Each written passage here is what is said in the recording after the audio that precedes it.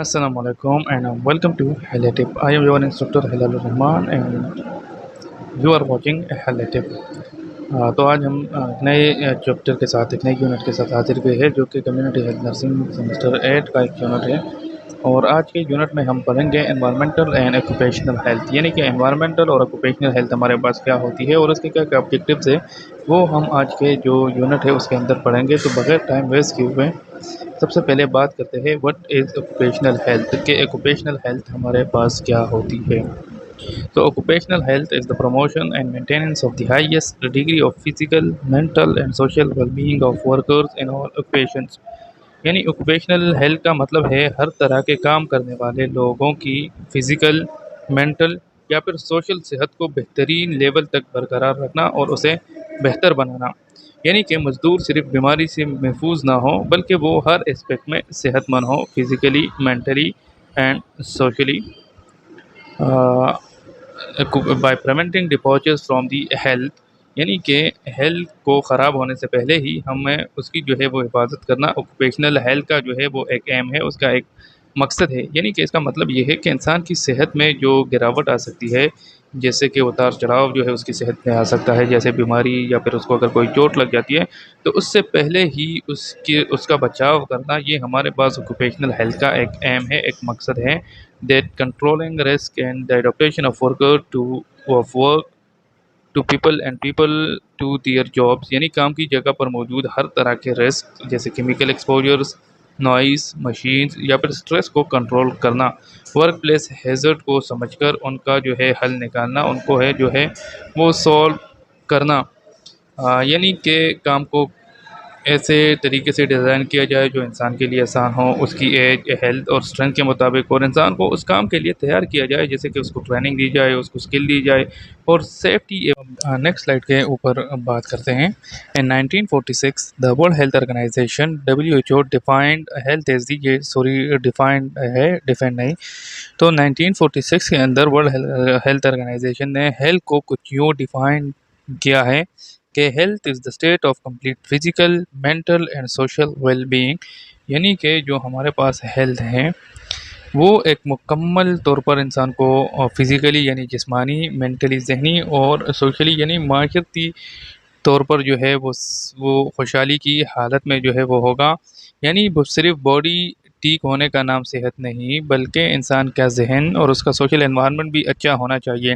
And not merely the absence of disease and infirmity, और सेहत सिर्फ ये नहीं कि कोई बीमारी या फिर कमज़ोरी ना हो। यानी कि ये जुमला जो है वो ये वाज़ेह करता है कि सेहत का मतलब सिर्फ बीमारी से दूर रहना नहीं बल्कि एक ओवरऑल बैलेंस्ड, खुशहाल और एक्टिव ज़िंदगी जीना है। या मुख्तसर अगर WHO के मुताबिक देखें तो सेहत यानी हेल्थ जो है। अब नेक्स्ट स्लाइड के ऊपर बात करते हैं एनवायरमेंटल हेल्थ की, यानी कि ये जो हमने बात की पिछले दो स्लाइडों पे, ये एक हेल्थ की डिफिनीशन थी और इसके अलावा ऑक्यूपेशनल हेल्थ की डिफिनीशन थी, लेकिन अब हम बात करेंगे एनवायरमेंटल हेल्थ के। एनवायरमेंटल हेल्थ हमारे पास क्या होती है।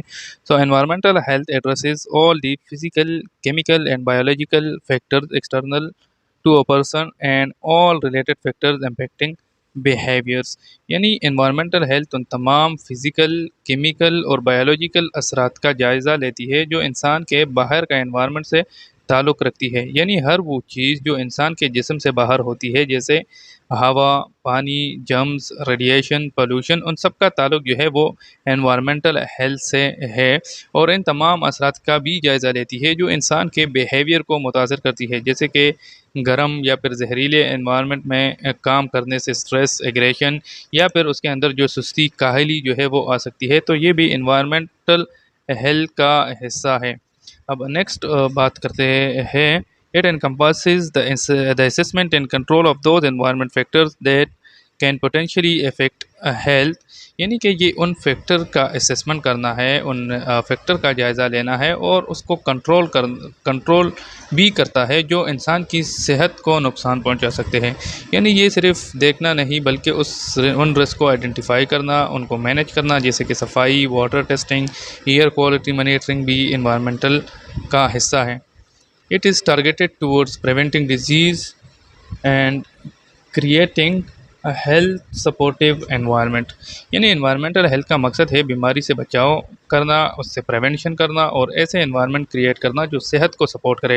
यानी साफ, महफूज और सेहतमंद माहौल देना ताकि लोग बीमार ना हो, जैसे कि साफ पानी की सप्लाई, प्रॉपर वेस्ट मैनेजमेंट और पोल्यूशन को कंट्रोल करना। तो अगर इस तरह की चीज़ें होगी तो ये एक साफ एनवायरनमेंट जो है वो हम प्रोवाइड करेंगे और इससे बीमारी जो है वो कम, बीमारी के असरात जो है या बीमारी के जो चांसेस है वो इंतहाई कम होंगे। नेक्स्ट स्लाइड के ऊपर बात करते हैं बैकग्राउंड की।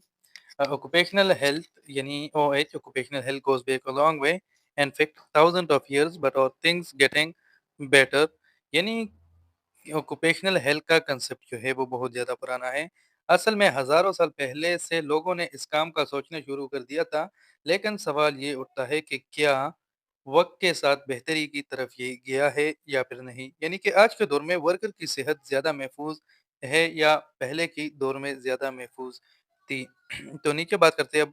400 BC the environment and its relationship to worker health was recognized when Hippocrates noted lead toxicity in the mining industry। यानी कि 400 साल पहले, इस 400 साल पहले यानी 400 बीसी पहले एक ग्रीक डॉक्टर हाइपोक्रेट्स ने सबसे पहली दफा इस बात को समझने के एनवायरनमेंट का काम करने वालों की सेहत से गहरा ताल्लुक होता है। उसने नोट किया कि लीड का इस्तेमाल माइनिंग के काम में जहरीला टॉक्सिक साबित हो सकता है, जो लोगों की सेहत को नुकसान पहुंचा सकता है। फिर 100 एडी में पिनी एंड एल्डर, ये भी दो साइंटिस्ट थे, और Roman scholar identified health risk to those working with zinc and sulphur. He devise a face mask made from an animal bladder to protect worker from exposure to dust and lead fumes। यानी कि 100 100 AD Pliny और 100 AD Pliny और इसके साथ Pliny the Elder एक Roman scholar था, जिसने ये पहचाना कि जिंक और सल्फर के साथ काम करने वालों को सेहत के खतरनाक असरात का सामना होता है। उसने एक फेस मास्क बनाया जो जानवर की ब्लेडर से तैयार किया गया था, ताकि लोग डस्ट और लीड की जहरीले फ्यूम से जो है वो महफूज रह सके, और ये पहला डॉक्यूमेंटेड फेस मास्क है इंडस्ट्रियल प्रोटेक्शन के लिए। फिर बात करते हैं नेक्स्ट स्लाइड के ऊपर 200 एडी की। So the Greek physician Galen accurately described the pathology of lead poisoning and also recognized the hazardous exposure of copper miner to acid mist। यानी कि 200 एडी में एक ग्रीक डॉक्टर गैलन ने lead poisoning की pathology यानी कि बीमारी का तरीका और उसके असरात की तफसील का जिक्र किया। इसके अलावा उसने ये भी बताया कि कॉपर माइनिंग के काम में लोग एसिड मेस्ट यानी तेजाबी धुन या फिर फोर्क के साथ इंटरेक्शन में आते हैं, जो उनकी सेहत के लिए बिल्कुल खतरनाक है। फिर 1200 से लेकर 1500 के दरमियान guilds work at assisting sick worker and their families.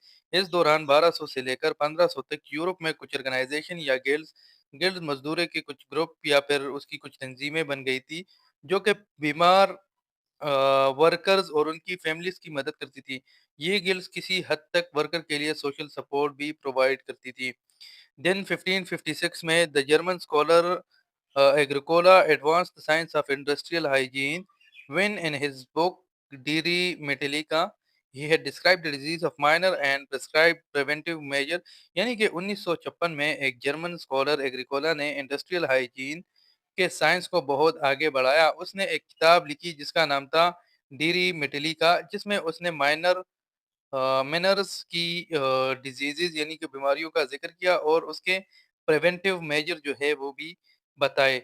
The book included suggestion for the mine ventilation and work protection, discussed mining accident and described disease associated with the mining occupations such as silicosis।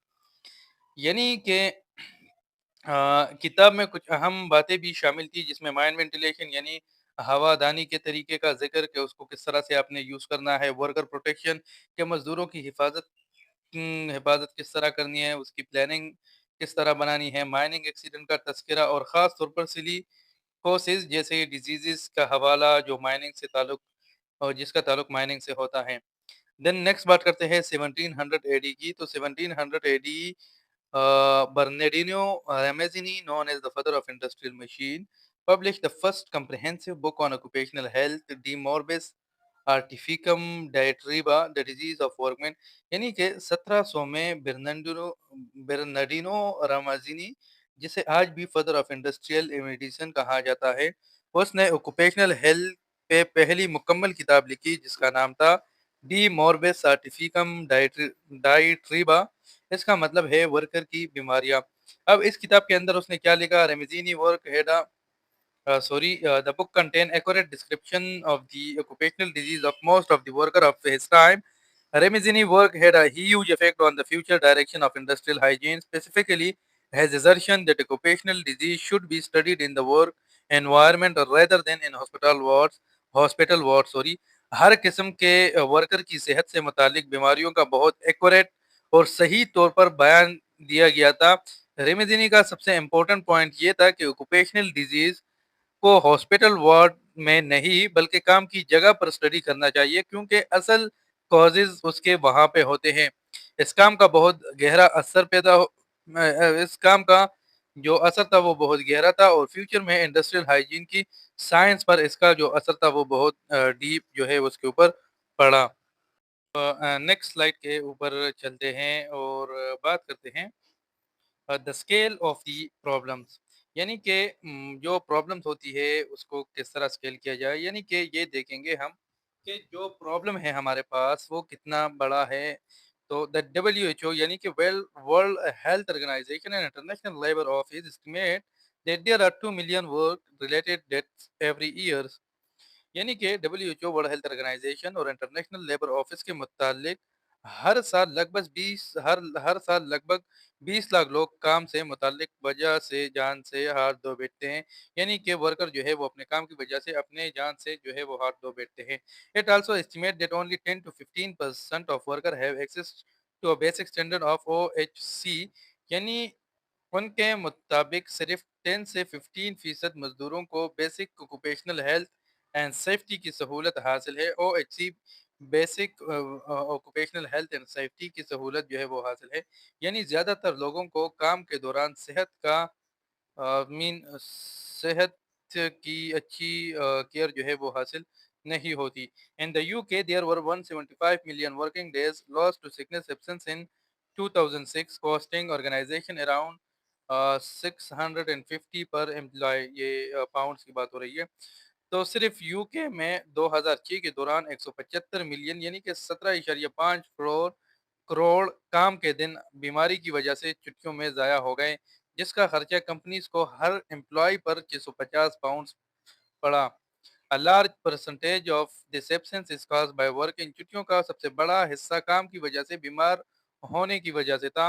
And then according to the 2006 and 7 occupational health statistic bulletin, over 2 million people a year suffer from ill health and that they believe was caused or made worse by their current or past work। यानी कि 2006-7 की occupational health statistic bulletin के मुताबिक हर साल 20 लाख लोग ऐसे होते हैं जो किसी बीमारी का शिकार होते हैं, जैसे वो समझते हैं कि उनका काम उस बीमारी का सबब बनना या उससे और बुरा बना दिया जाता है, चाहे वो काम अभी का हो या फिर पुराना हो। And the other surveys suggests that the other surveys suggest the total is much higher। कुछ दूसरे सर्वेज ये कहते हैं कि असल फिगर और भी ज्यादा हो सकती है। इन 2005 European working condition survey 20% of worker interviewed in the UK thought they had work related ill health problem। यानी कि 2005 के दौरान यूरोपियन वर्किंग कंडीशन सर्वे में यूके के अंदर 20% मजदूरों ने कहा कि उनकी बीमारियां काम की वजह से हुई है।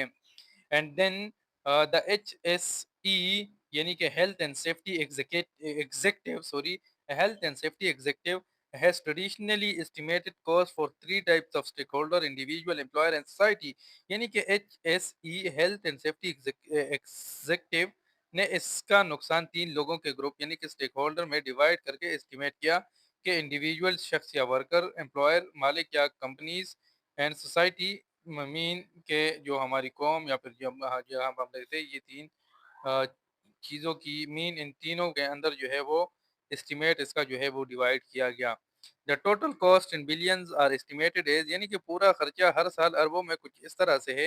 इंडिविजुअल लाइक 10.1 पाउंड से लेकर 14.7 बिलियन, यानी वर्कर को पर्सनल नुकसान, बीमारी, छुट्टी या फिर इनकम लॉस जो है वो इंडिविजुअल को इतना हुआ। मीन 10.1 से पाउंड से लेकर 14.7 पाउंड तक। फिर एम्प्लॉयर का 3.9 पाउंड से लेकर 7.8 बिलियन बिलियन कंपनीज का नुकसान, यानी कि काम में प्रोडक्टिविटी, जब वर्कर जो है वो इल होंगे, वो काम पे नहीं आएंगे, उसके अंदर मुख्तलिफ किस्म की बीमारियां होंगी, तो लाजमी बात है कि वो कंपनी का नुकसान ज़्यादा होगा, उसकी प्रोडक्टिविटी कम होगी। या फिर उसकी रिप्लेसमेंट में जिस स्टाफ को रखेंगे तो वो स्टाफ को जो है वो एक्स्ट्रा फिर अदायगी करनी होगी। देन सोसाइटी को किस तरह से असरअंदाज होता है। मीन 20 बिलियन से 31.8 बिलियन, ये सरकारी सिस्टम, हेल्थ केयर कॉस्ट और जो कौमी प्रोडक्टिविटी लॉस वगैरह होता है, ये वहाँ पे यूज़ होता है। हम नेक्स्ट स्लाइड के ऊपर बात करते हैं। Each year 160 million new cases of work related illness occur and take 1.7 million lives, 3% of all deaths. यानी कि हर साल तकरीबन 16 करोड़ लोग काम से रिलेटेड बीमारियों का शिकार होते हैं, जिसमें 17 लोग अपनी जान जो है वो भी गंवा देते हैं, जो कि दुनिया में होने वाली टोटल डेथ्स का तकरीबन 3% है ये। यानी कि वर्क प्लेस सेफ्टी को इग्नोर करना लोगों की हेल्थ और ज़िंदगी दोनों के लिए एक सीरियस थ्रेट है। Next, selected occupational risk or responsible worldwide for 37% of back pain, 16% of hearing loss, 13% of chronic obstructive pulmonary disease, 11% of asthma, and 8% of injuries, 9% of lung cancer, and 2% of leukemia, and cause 850,000 deaths worldwide। यानी कि इसके कुछ specific काम से related जो है वो risk दुनिया में जो है वो बढ़ जाते हैं। जैसे कि 37% लोग जो है उसको कमर दर्द जो है वो होता है, 16% लोगों को हेयर लॉस, 13% लोग जो है वो क्रोनिक लंग डिजीज़ के साथ यानी कि COPD के साथ होते हैं, 11% लोगों को आज़मा का शिकार होते हैं, 8% लोग जो है वो इंजरीज़ का शिकार होते हैं, 9% लोगों को लंग कैंसर होती है और 2% जो है वो ल्यूकीमिया के ज़िम्मेदार होते हैं। तो ये तमाम इलनेस मिलकर हर साल 8.5 लाख डेथ्स का जो है वो सबब बनती है, 8.5 लाख का सबब जो है वो बनती है। ऑक्यूपेशनल एक्सपोजर से कई सीरियस बीमारियां जो है वो होती है, और ये सिर्फ छोटी छोटी चोटों का, इंजरीज़ का जो है वो मसला नहीं है। Then needle stick injuries accounted for about 40% of hepatitis B and C infection and 4.4% of HIV infection in health care workers.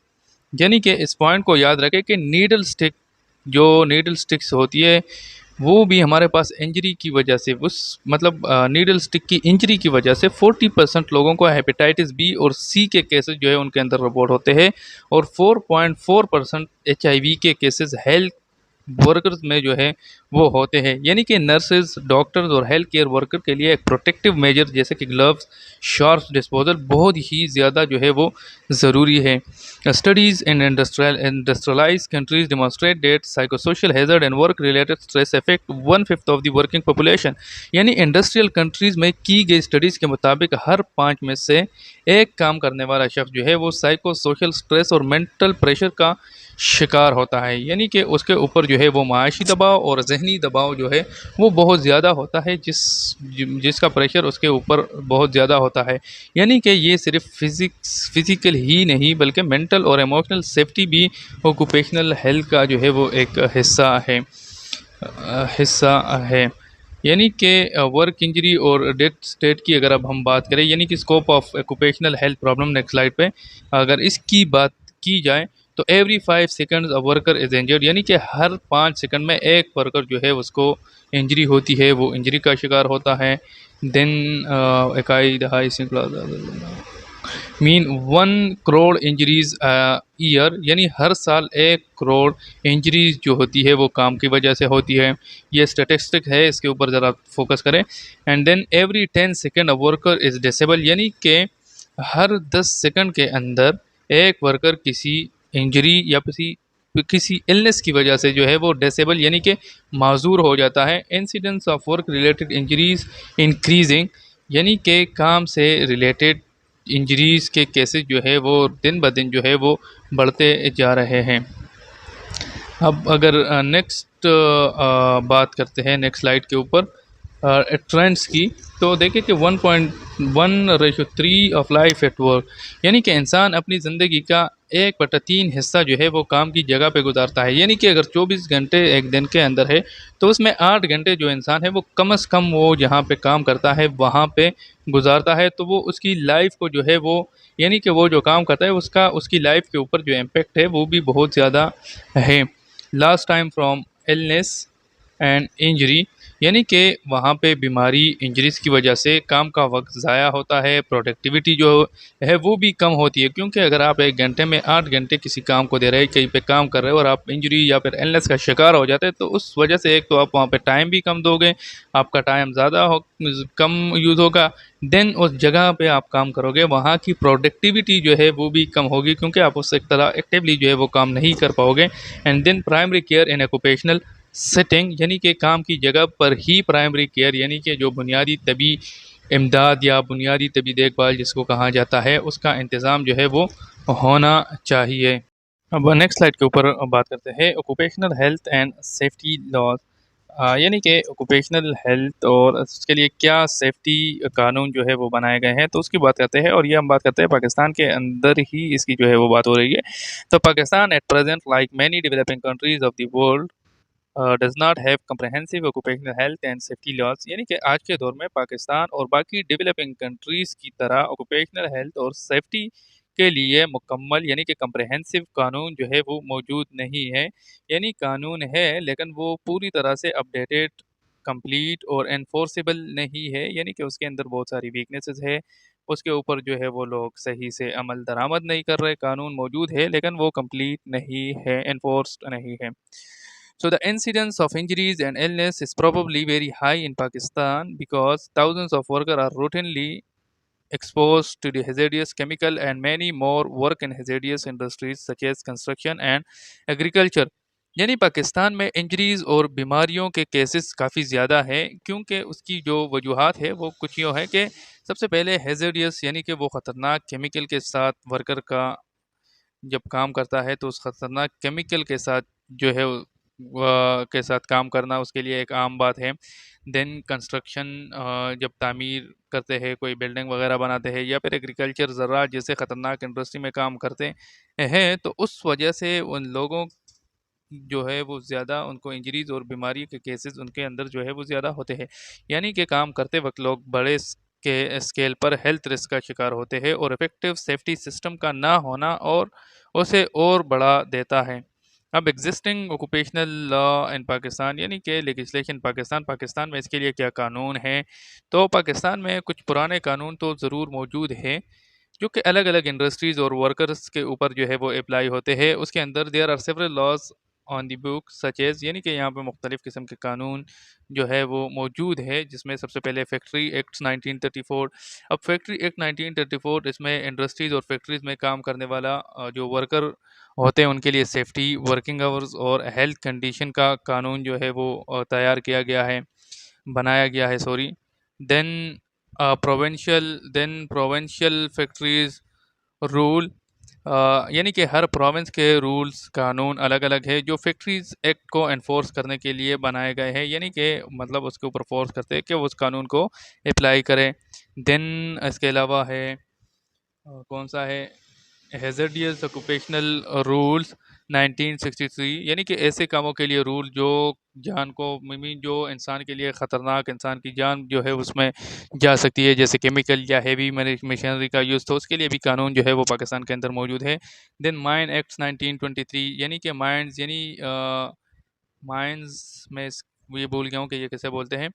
तो माइंस ये वो या कान कान इसको बोलते हैं या क्या, मीन के कान में जो लोग काम करने वाले होते हैं, वो कोयला जो होता है वहाँ पे जो लोग काम करते हैं वहाँ की सेफ्टी और राइट्स को सिक्योर करने का कानून। Then West Pakistan shops and establishment ordinance 1969, यानी कि दुकानदारों और फिर छोटी जो इस्टेब्लिशमेंट जैसे ऑफिसेज वर्कशॉप्स के वर्कर की वर्किंग कंडीशन के लिए भी कानून जो है वो पाकिस्तान के अंदर मौजूद है। Then provincial employees society security ordinance 1965, यानी कि एम्प्लॉयज़ के लिए मेडिकल फाइनेंशियल सिक्योरिटी का सिस्टम जो किसी इंजरी, बीमारी या फिर डिसेबिलिटी की सूरत में वर्कर की जो है वो हेल्प करता है, तो ये कानून भी पाकिस्तान के अंदर जो है वो मौजूद है। देन वर्क्समैन कंपनसेशन एक्ट 1923, अगर काम के दौरान इंजरी लग गई या फिर किसी की डेथ हो जाए तो वर्कर को या उसके घर वालों को कंपनसेशन मिलता है, यानी कि उनको जो है वो फिर पैसे मिलते हैं, उनको जो है वो फिर मुआवजा जो है वो मिलता है, तो इसके लिए भी एक कानून पाकिस्तान के अंदर है। देन डॉक लेबरर्स एक्ट 1934, यानी पोर्ट्स और शिप्स पर काम करने वाले मजदूरों की हेल्थ और सेफ्टी के लिए कानून जो है वो भी यहाँ पे मौजूद है। यानी कि कुछ लॉज मौजूद है लेकिन वो ओल्ड और लिमिटेड स्कोप है। इन लॉज में फैक्ट्रीज, शॉप्स, माइंस, डॉक्स के वर्कर का जिक्र है, मगर मॉडर्न वर्क एनवायरनमेंट जैसे हॉस्पिटल, लैब्स, ऑफिस के लिए प्रॉपर प्रोटेक्शन जो है वो यहाँ पे नहीं मिलती। तो अब नेक्स्ट स्लाइड के ऊपर बात करते हैं AIIMS and objectives of occupational health, यानी कि ऑक्यूपेशनल हेल्थ के लिए यानी वर्कर की हेल्थ के लिए जो है वो कुछ एम्स, कुछ मकासद और कुछ ऑब्जेक्टिव्स जो है वो बनाए गए हैं। And these aims and objectives of occupational health is defined by ILO and WHO as follows, यानी कि ये जो एम्स है ये WHO यानी कि वर्ल्ड हेल्थ ऑर्गेनाइजेशन और ILO यानी कि इंटरनेशनल लेबर ऑर्गेनाइजेशन ने मिलकर जो है वो डिफाइन किए हैं, मिलकर जो है वो बताए हैं। उसमें सबसे पहले जो है वो the promotion and maintenance of the highest degrees of physical, mental and social well-being of workers all occupations, यानी कि हर फील्ड में काम करने वाले लोगों की जिस्मानी, फिजिकल, मेंटल और सोशल यानी कि माशरती सेहत को बेहतरीन लेवल तक बरकरार रखना और उसको बढ़ावा देना, यानी कि उसको इंक्रीज़ करना, उसको प्रमोट देना ऑक्यूपेशनल हेल्थ का जो है वो एक प्राइमरी एम है। यानी कि सिर्फ बीमारी से बचाव नहीं बल्कि ओवरऑल सेहत को जो है वो बेहतर बनाना ज़रूरी है।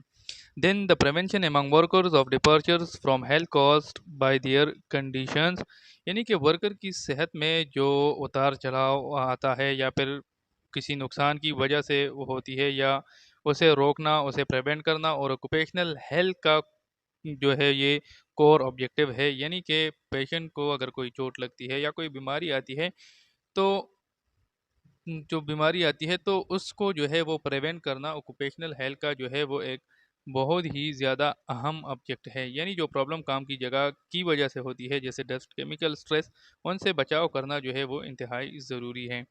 देन नेक्स्ट स्लाइड के ऊपर बात करते हैं the protection of workers in their employment from risk resulting from factor adverse to health, यानी काम के दौरान जो ख़तरनाक factors like noise, gases, heavy lifting, यानी कि जो लोग बहुत भारी भारी वजन उठाते हैं, इंसान की सेहत को वो चीज़ें जो है वो नुकसान पहुंचा सकती है, उनसे वर्कर को महफूज रखना भी ऑक्यूपेशनल हेल्थ का एक मकसद है। यानी कि वर्क प्लेस से प्रोटेक्शन जो है वो प्रोवाइड करना, ये भी एक ऑब्जेक्टिव्स और एक एम है वर्ल्ड हेल्थ ऑर्गेनाइजेशन और इंटरनेशनल लेबर ऑर्गेनाइजेशन का।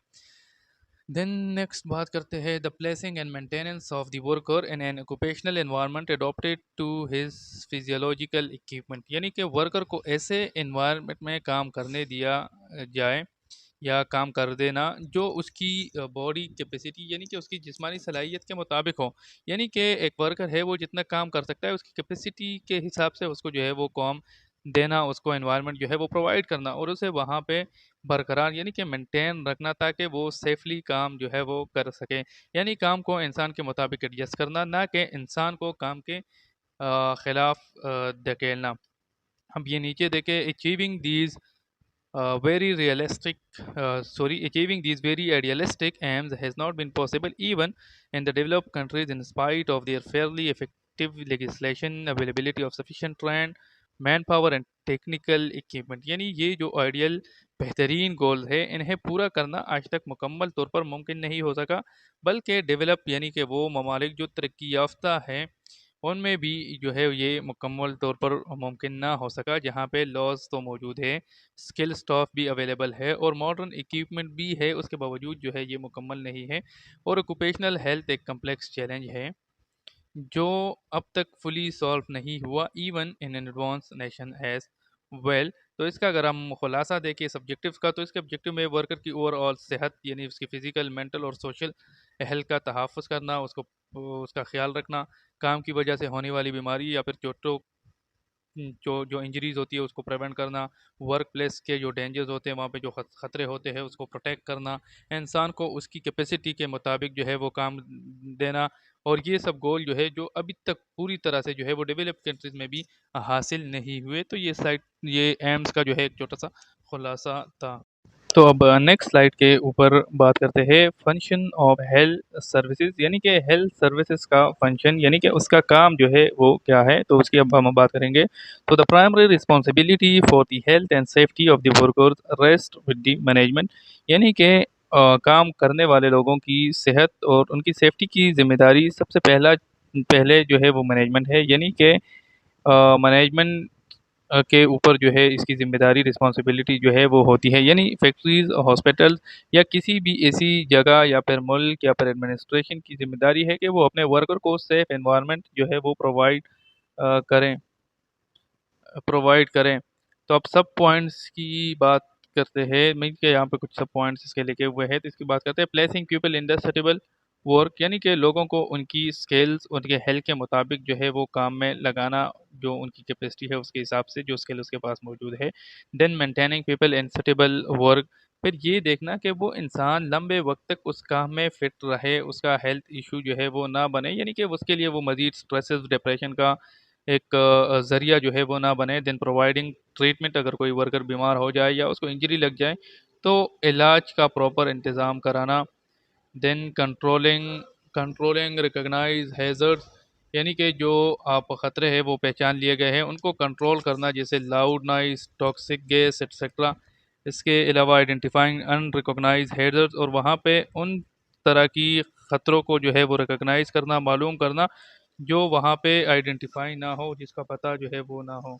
इसके अलावा नेक्स्ट स्लाइड के ऊपर अवॉइडिंग पोटेंशियल रिस्क, यानी ऐसे रिस्क जो फ्यूचर में नुकसान पहुंचा सकते हैं उनसे बचाव करना, उनसे प्रिवेंट करना। Screening for early evidence of non occupational disease, यानी ऐसे टेस्ट करना जो काम से अलग मीन डिजीज़ को शुरू में ही डिटेक्ट कर सके, जैसे डायबिटीज़, टीबी एक्सेट्रा। वो उसके लिए स्क्रीनिंग टेस्ट कराना। स्क्रीनिंग टेस्ट आप लोगों को पता होगा कि जब इंसान के अंदर कोई बीमारी ना हो और उस बीमारी से पहले अगर वो अपने आप को जो है वो टेस्ट करता है, अपना आपका टेस्ट करता है, तो उसको स्क्रीनिंग टेस्ट जो है वो कहा जाता है। Then health education and safety training, worker को हेल्थ के हवाले से एजुकेशन देना और सेफ्टी के बारे में उन्हें ट्रेनिंग देना जो है वो इंतहाई ज़रूरी है।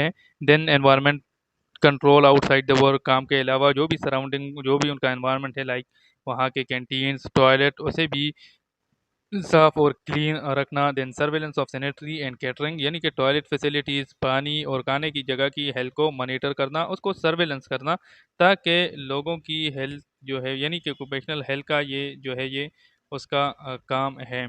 अब नेक्स्ट बात करते हैं ऑक्यूपेशनल हेल्थ प्रैक्टिसेस की। अगर बात की जाए तो occupational health sorry and developed countries, occupational medicine has specially status of its own within the general preventive medicine field with some therapeutic function, यानी कि जो हमारे पास तरक्की याफ्ता ममालिक होते हैं उनमें ऑक्यूपेशनल मेडिसिन को प्रिवेंटिव मेडिसिन का एक अहम हिस्सा जो है वो माना जाता है, जो सिर्फ इलनेस से बचाव नहीं बल्कि इलाज भी करता है। जैसे कि knowledge of the work environment, यानी कि लोगों को काम के माहौल यानी एनवायरनमेंट के ऊपर पूरे तौर पर उसको समझाना, उसको नॉलेज देना।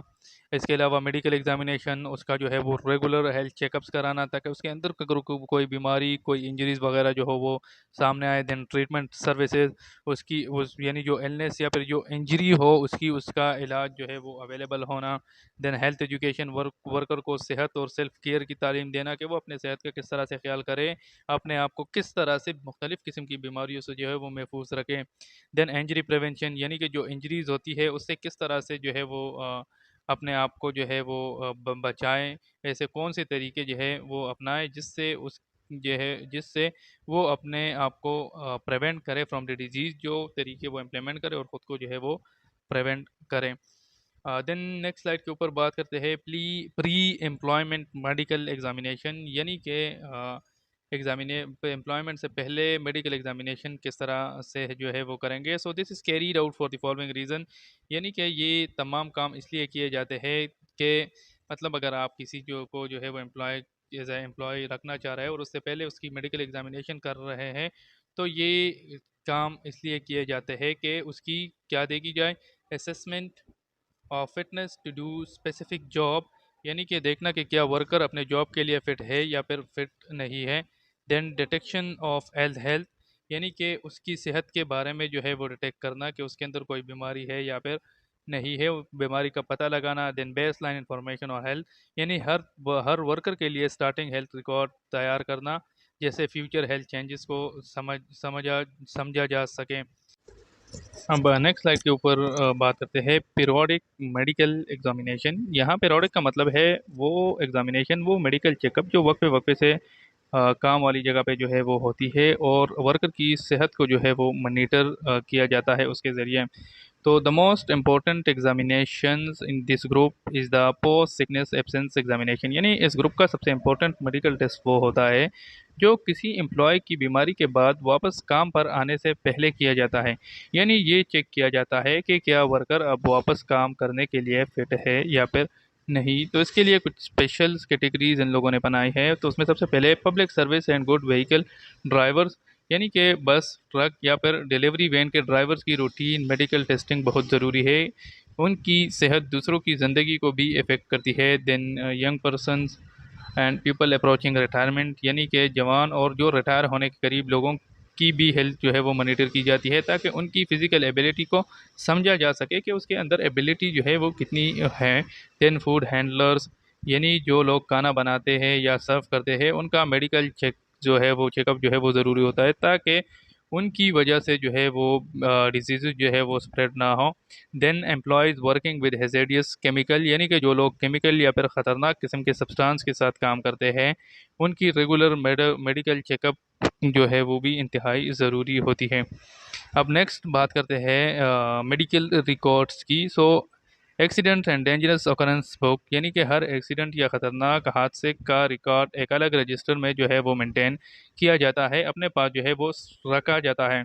Then daily attendance record at the clinic by name age department and reason of the visit, यानी कि क्लिनिक में जो लोग डेली आते हैं उनका नाम, उसकी उम्र, डिपार्टमेंट और आने की वजह लिखना जो है वो भी ज़रूरी होता है, जो आप फिर मेडिकल रिकॉर्ड के अंदर जो है उसको सेव करते हैं, स्टोर करते हैं।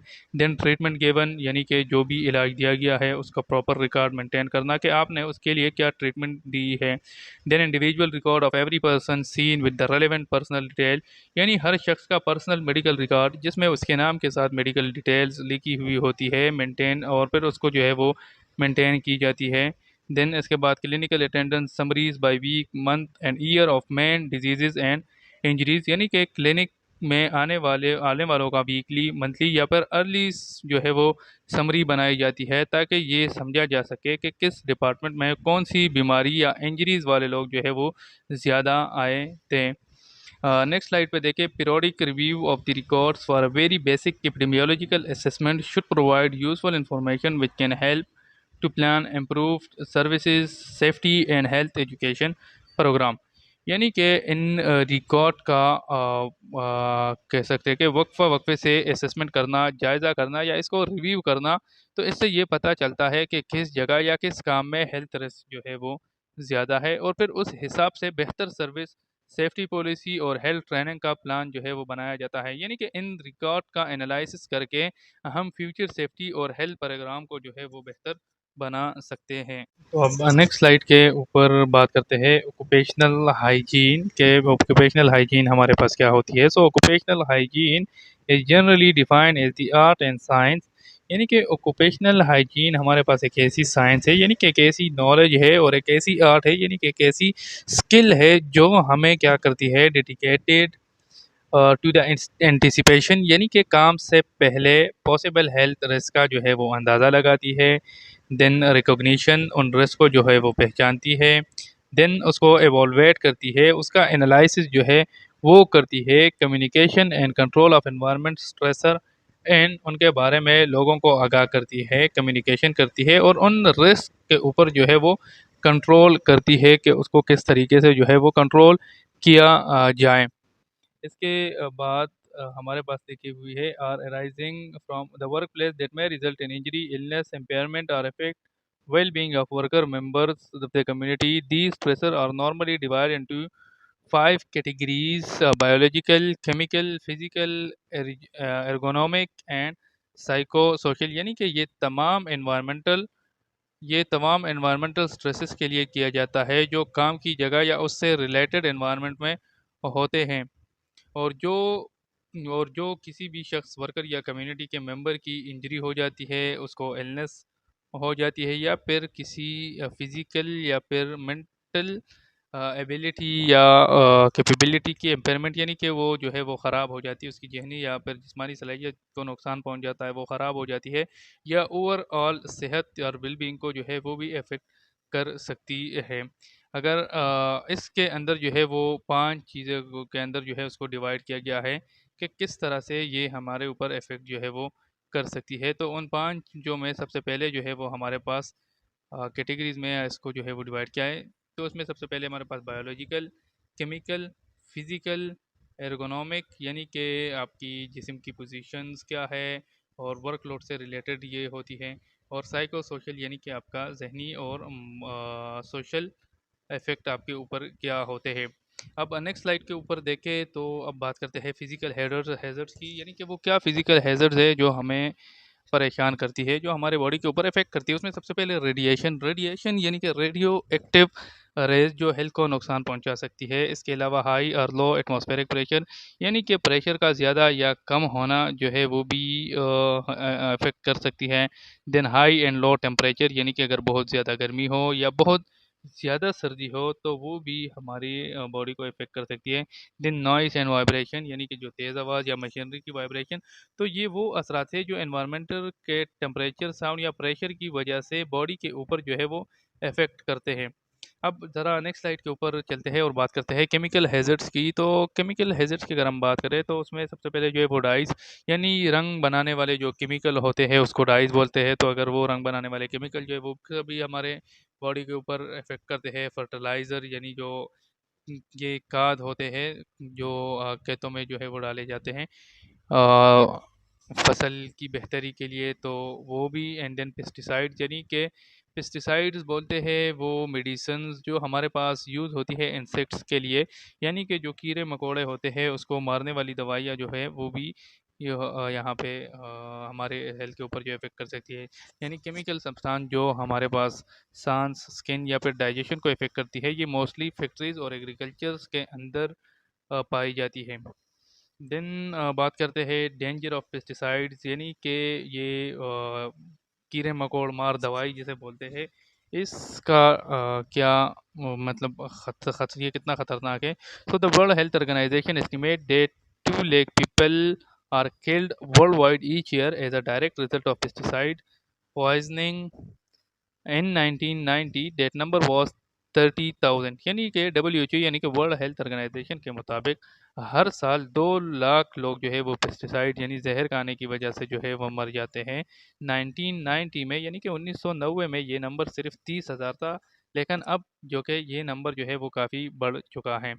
दे also estimate that 3 million people are poisoned each year, a large number of them are children। यानी कि डब्ल्यू एच ओ के मुताबिक 2 लाख लोग जो है वो WHO के मुताबिक हर साल 30 लाख लोग जो है वो पेस्टिसाइड से पॉइजन होते हैं, यानी कि वो जो है वो जहर वगैरह जो है वो खाते हैं, जिसमें बहुत से ज़्यादा जो है लार्ज नंबर जो है उसमें वो बच्चे होते हैं। A study in England and Wales showed that 50% of pesticides poisoning involved children under the age of 10। यानी कि इंग्लैंड और वेल्स में एक स्टडी ने बताया कि 50% पेस्टिसाइड्स पॉइजनिंग के केसेस 10 साल से छोटे बच्चों में पाए जाते हैं, क्योंकि उनको पता नहीं होता कि ये क्या चीज़ होती है क्या चीज़ नहीं होती, तो वो जाके उसको जो है वो खा लेते हैं। पेस्टिसाइड बहुत ज़्यादा डेंजरस है स्पेशली बच्चों के लिए, और उनका इस्तेमाल जो है वो इंतहाई एहतियात से जो है वो होना चाहिए। अब नेक्स्ट बात करते हैं कि high versus low pesticides residue in food, यानी कि वो जो खुराक होती है उसके अंदर हाई पेस्टिसाइड्स वाले और कम पेस्टिसाइड, यानी कि ज़्यादा कंटेमिनेशन फ्रूट्स और वेजिटेबल कौन से होते हैं और कम और कौन से होते हैं। तो ये यहाँ पे हाईएस्ट जो है वो लिखे हुए apples, cherries, grapes, potatoes, red raspberries, spinach और स्ट्रॉबेरीज इसके अंदर जो है वो ज़्यादा होती है। एंड देन जो लोवेस्ट पेस्टिसाइड्स होती है यानी जो सेफ़ फ्रूट होती है, जो सेफ़ वेजिटेबल होती है, उसमें बनानास, कॉलीफ्लावर, गोभी, कॉर्न, मैंगोज़, ऑनियंस, पाया, पाइनएप्पल और पीस यानी कुछ फ्रूट और वेजिटेबल में पेस्टिसाइड ज़्यादा होते हैं जैसे स्ट्रॉबेरी और ग्रेप्स, जबकि कुछ के अंदर जो है वो सेफ़ होते हैं लाइक बनाना, ऑनियन, पपाया एटसेट्रा। अब हम बायोलॉजिकल हैज़र्ड की जो है वो बात करेंगे इस स्लाइड के ऊपर। तो वायरल डिजीजेस यानी कि वो भी इंसान के ऊपर जो इफेक्ट करती है जैसे कि hepatitis, Covid, corona virus etcetera, bacterial disease like tuberculosis, fungal disease like skin infection और पैरासाइटिक डिजीज लाइक मलेरिया। तो ये वो बीमारियां होती है जो माइक्रो ऑर्गेनिज्म जम की वजह से होती है और काम के एनवायरनमेंट से जो है वो फैलती है और इंसान को जो है वो इफ़ेक्ट करती है। देन बात करेंगे साइको सोशल हैज़र्ड के नेक्स्ट स्लाइड के ऊपर कि work psychosocial working organisation यानी काम करने का तरीका जो है वो किस तरह से है, आप अच्छे माहौल में काम कर रहे हैं या फिर आपके आसपास के लोग हैं वो किस तरह कोऑपरेटिव है या नहीं। देन लीडरशिप स्टाइल, आपके बॉस का रवैया, आपका जो बॉस है वो किस तरीके से आपसे बात करता है, उसका बिहेवियर वर्कर के साथ किस तरह से है, तो ये चीज़ें जो है वो इंसान के ऊपर इफेक्ट करती है। दिन शिफ्ट वर्कलोड यानी कि दिन रात दिन का काम आपको जो है वर्कलोड जो आपके ऊपर ज़्यादा होता है तो भी आप स्ट्रेसेस के अंदर जो है वो चले जाते हैं। टाइप ऑफ वर्क आपका काम जो है वो किस तरह का है, स्ट्रेसफुल काम है या फिर बोरिंग काम है, इसमें बहुत ज़्यादा स्ट्रेस हो या फिर इंसान में जो बहुत ज़्यादा बोर कर देता है। जॉब सिक्योरिटी यानी कि नौकरी या फिर फ्यूचर का अनसर्टेन होना, आपको उसके बारे में फ़िक्र होती है। तो ये स्ट्रेसेस इंसान के ज़हनी और इमोशनल प्रेशर से रिलेटेड होते हैं और ये भी हेल्थ को बहुत ज़्यादा इफ़ेक्ट करते हैं। तो अब नेक्स्ट स्लाइड के ऊपर हम बात करते हैं एर्गोनॉमिक्स की। तो एर्गोनॉमिक्स हमारे पास क्या होती है? सो ergonomics is concerned with the interaction between the worker and the job. The simplest definition of ergonomics is the science of making the job fit for the worker. यानी ergonomics का ताल्लुक उस ताल्लुक से है जो वर्कर यानी काम करने वाला शख्स और उसके काम यानी जॉब के दरमियान होता है। या सीधी और सिंपल डिफिनीशन इसकी यूँ होगी कि ergonomics वो साइंस है जो काम को आदमी के लिए आसान और उसके मुताबिक जो है वो बनाता है। जिस तरह का काम होता है वो इस तरह डिज़ाइन हो के वर्कर की बॉडी हेल्थ और उसके कंफर्ट के ऊपर जो है वो इफेक्ट ना आए। अब नेक्स्ट यहाँ पे इसकी डिफिनीशन जो लिखी हुई है, the branch of engineering science in which biological science is used to study the relation between workers and their environments. यानी कि ये इंजीनियरिंग साइंस की एक ब्रांच है जिसमें बायोलॉजिकल साइंस का यूज़ होता है और वर्कर और उसके काम के माहौल यानी कि एनवायरनमेंट के दरमियान ताल्लुक को समझने के लिए ये स्टडी जो है वो होती है। यानी कि वर्कर और उसके काम के दरमियान क्या ताल्लुक है और उसको अंडरस्टैंड करना ये हमारे पास क्या कहलाया जाता है, ये हमारे पास एर्गोनॉमिक्स जो है वो कहलाया जाता है। अब नेक्स्ट स्लाइड के ऊपर चलते हैं और बात करते हैं the study of the design and arrangement of equipment so that people will interact with the equipment in healthy comfortable and efficient manner. यानी ये उन टूल्स और इक्विपमेंट की डिज़ाइन और अरेंजमेंट का मुताला है, स्टडी है जो लोग यूज़ करते हैं ताकि वो हेल्दी कंफर्टेबल और इफेक्टिव तरीके से जो है वो अपना काम कर सकें। As related to computer equipment ergonomics is concerned with such factor as the physical design of the keyboard, screens and related hardware and the manner in which people interact with these hardware designs। यानी कि computer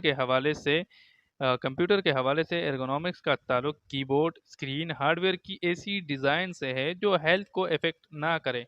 यानी काम करते वक्त आंखों, आपकी eyes, आपके hands, आपकी कमर और आपका जो गर्दन है उसके ऊपर प्रेशर ना पड़े और उसको जो है वो इफ़ेक्ट ना करे।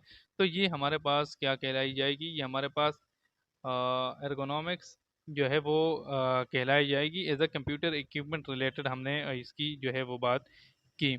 अब नेक्स्ट स्लाइड के ऊपर चलते हैं और बात करते हैं ऑक्यूपेशनल डिजीज़ की यानी कि वो डिजीज़ जो हमें काम वाली जगह के ऊपर जो है वो लगती है या ऐसी फैलने कम्युनिकेबल डिजीज़, ऐसे फैलने वाली बीमारियां जो काम के एनवायरनमेंट में डस्ट, गैस या फिर केमिकल की वजह से लंग्स को अफेक्ट करती है। तो उसमें सबसे पहले हमारे पास है एक्यूट इन्फ्लेमेशन यानी कि अचानक जो है वो इन्फ्लेमेशन हो जाना, लंग्स में आने वाली इन्फ्लेमेशन हो जाती है जो केमिकल या फिर डस्ट की वजह से होती है। इसके अलावा ऑक्यूपेशनल आज़मा यानी कि ये आज़मा है जो काम की जगह पर मौजूद केमिकल या फिर वहाँ पे कोई ऐसा एलर्जन होता है जिसकी वजह से ये होता है। दिन नीमोकोनियोसिस, नीमोकोनियोसिस ये डस्ट रिलेटेड लंग डिजीज़ होती है। ये क्रोनिक डिजीज़ है जो बार-बार हार्मफुल डस्ट पार्टिकल इनहेल करने की वजह से जो है वो होती है। इसके अलावा बात करते हैं सिलिकोज़ तो ये इसकी न्यूमोकोनोसिस की सबटाइप से सिलिकोज़ यानी कि ये बीमारी सिलिका डस्ट इनहेल करने से होती है, जैसे माइनिंग या फिर स्टोन कटिंग इंडस्ट्रीज़ के अंदर होती है। यानी जब आप लोग कान में काम करते हो और वहाँ से आपको सिलिका डस्ट आप इनहेल करते हो तो उससे जो है वो आपको सिलिकोसिस की बीमारी जो है वो लग सकती है। देन कोल वर्कर निमोकोनोसिस ब्लैक लंग डिजीज़, इसको ब्लैक लंग डिजीज़ भी कहा जाता है। ये उन लोगों में होती है जो कोल माइंस में काम करते हैं, यानी कि वो जो कोल बनाते हैं, वो जो कान वाली जगह होती है, फैक्ट्रीज होती है, उसमें काम करते हैं। तो उस कोल की डस्ट फेफरन में जो है वो जम जाती है और उसकी वजह से कोल वर्कर निमोकोनियोसिस या इसको ब्लैक लंग डिजीज़ जो है वो कहा जाता है, तो ये भी हो सकती है। इसके अलावा एस्बिस्टोसिस ये हमारे पास एक फ़ाइबर होती है और ये फ़ाइबर हमारे लंग्स को जो है उसको डैमेज करती है, उसको जो है वो ख़राब करती है। देन बाइसिनोसिस ये डिजीज़ मोस्टली कॉटन इंडस्ट्री में काम करने वाले लोगों को होती है और उन्हें मंडे फेवर भी जो है वो कहा जाता है। अब नेक्स्ट स्लाइड के ऊपर चलते हैं और बात करते हैं अदर ऑर्गन्स और इसके अलावा कुछ ऐसे ऑर्गन जो ऑक्यूपेशनल हैज़र्ड की वजह से अफेक्ट होते हैं, जो अफेक्ट करते हैं हमारे कुछ ऑर्गन्स। तो उसमें सबसे पहले लेवर यानी कि जिसको हम जिगर बोलते हैं, यानी कि केमिकल से लेवर जो है वो डैमेज हो सकता है, जैसे आप सॉल्वेंट्स वगैरह लेते हैं तो उसकी वजह से। देन नर्वस सिस्टम यानी कि जो आपका नर्वस सिस्टम है वो लीड मरकरी जैसे मेटल्स ब्रेन और नर्व्स को जो है वो इफेक्ट करते हैं। किडनी एंड यूरिनरी ब्लैडर यानी कि जो इंडस्ट्रियल टॉक्सिन किडनीज को भी डैमेज करती है और ये ब्लैडर को भी डैमेज करने का जो है वो सबब बनती है। स्किन यानी कि जो आपका जल्द है, केमिकल एक्सपोजर से रैशेस बर्न्स या फिर स्किन कैंसर जो है वो भी हो सकता है। और कैंसर यानी कि बहुत सारे ऐसे केमिकल जो है वो फैक्ट्रीज के अंदर यूज़ होते हैं जिससे केमिकल और रेडिएशन जो है वो एक्सपोज होते हैं, जिससे जो कि कैंसर का सबब या कैंसर का जो है वो कॉज बन सकते हैं। इसके अलावा कुछ एनवायरमेंटल फैक्टर है जो हमारे ऑक्यूपेशनल डिजीज़ को कंट्रीब्यूट करती है, जिसकी वजह से ऑक्यूपेशनल डिजीज़ जो है वो होती है। उसमें सबसे पहले एनवायरनमेंट है, यानी कि आपका एनवायरनमेंट में पॉल्यूशन या फिर केमिकल वेपर्स का होना जो कि वहाँ पे हमारे इस डिजीज़ को जो है वो स्प्रेड आउट कर सकती है। Then radiation, radioactive exposure यानी कि ऐसे रेडिएशन जिसके साथ आपका एक्सपोजर हो तो भी आप बीमारी का जो है वो शिकार हो सकते हैं। नॉइस एंड वाइब्रेशन यानी कि वहाँ पे जो मशीनरी होती है उसकी वॉइस और उसकी वाइब्रेशन इतनी होती है कि इंसान जो है वो या तो उसका हेयर लॉस हो जाता है या फिर वो स्ट्रेसेस के अंदर जो है वो चले जाते हैं। एबनॉर्मल प्रेशर यानी कि डीप सी डाइविंग या फिर हाई एल्टीट्यूड वर्क यानी कि बहुत ज़ेर ज़मीन अगर आप काम कर रहे हैं या फिर बहुत ही ऊंचाई के ऊपर आप काम कर रहे हैं तो वहाँ पे प्रेशर जो है वो एबनॉर्मल होगा, उसकी वजह से भी आप इफेक्ट हो सकते हैं। हीट यानी कि स्टील फैक्ट्रीज, बेकरीज, इन जगहों पे जो है वो हीट जो है वो बहुत ज़्यादा दी जाती है और इससे जो है वो हीट स्ट्रेस जो है वो होता है, हीट स्ट्रेस जो है वो देते हैं और इससे इसका भी इंसान के बॉडी के ऊपर जो है वो मुख्तलिफ़ किस्म के इफ़ेक्ट हो सकते हैं।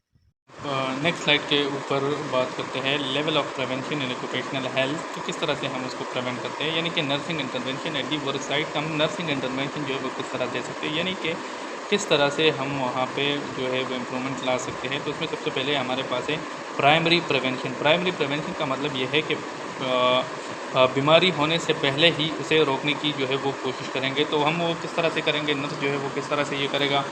तो नर्स जो है वो हेल्थ प्रमोशन यानी कि सेहत को फ़रोग़, यानी कि ऐसे प्रोग्राम या फिर ऐसे अवेयरनेस सेशन या मशवरे जो लोगों को देगा, जो लोगों की सेहत और उसके लाइफस्टाइल अपनाने में मदद देते हैं, जैसे कि exercise, balance diet, anti smoking campaigns. इसके अलावा रिस्क रिस्क एजुकेशन यानी कि वहाँ पे जो रिस्क होती है उसको रिस्क रिडक्शन, ऐसे स्टेप्स लेना जो काम की जगह पे हैज़र्ड यानी कि ख़तरों को कम करे। फॉर एग्जांपल प्रोटेक्टिव इक्विपमेंट देना, केमिकल एक्सपोजर जो है उसको कंट्रोल करना, इम्यूनाइजेशन यानी कि जो है वो टीके वगैरह, वैक्सीन वगैरह वायरल इन्फेक्शन के लिए, बैक्टीरियल इन्फेक्शन के लिए लगाना, ताकि वो जो डिजीज़ है वो एक से दूसरे के अंदर ट्रांसफ़र ना हो जाए।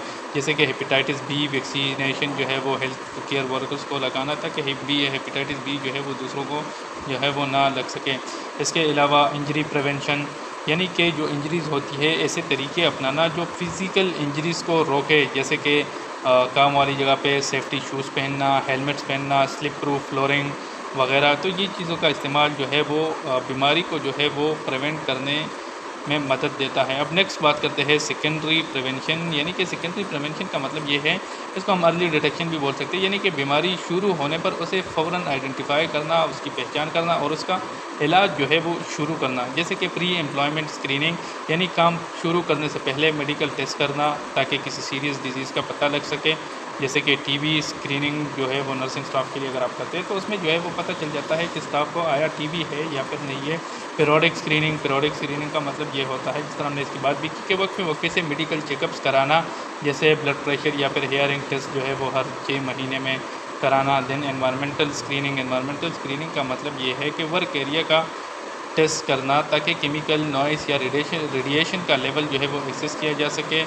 और लैब के जैसे फॉर एग्जांपल अगर लैब में फॉर्मल्डिहाइड लेवल है जो है वो चेक करना कि वो आया ज़्यादा है या फिर कम है, ताकि उनको जो है वो इनिशियल स्टेज पे जो है उसका इलाज जो है वो किया जा सके। देन बात करते हैं टर्शरी प्रिवेंशन, यानी कि टर्शरी प्रिवेंशन डैमेज को कंट्रोल करना भी आप कह सकते हैं। अब टर्शरी प्रिवेंशन बीमारी के असरात को कंट्रोल करना और हेल्थ कॉम्प्लिकेशन को रोकने की कोशिश करना, जैसे कि prevent the spread of communicable disease, infection disease का जो है वो स्प्रेड होने से रोकना, पेशेंट को आइसोलेट करना, पर्सनल प्रोटेक्टिव इक्विपमेंट प्रोवाइड करना लाइक हाइजीन प्रैक्टिस अडॉप्ट करवाना। जैसे कि कोविड-19 में लोग आइसोलेशन प्रोटोकॉल जो थे वो देते थे।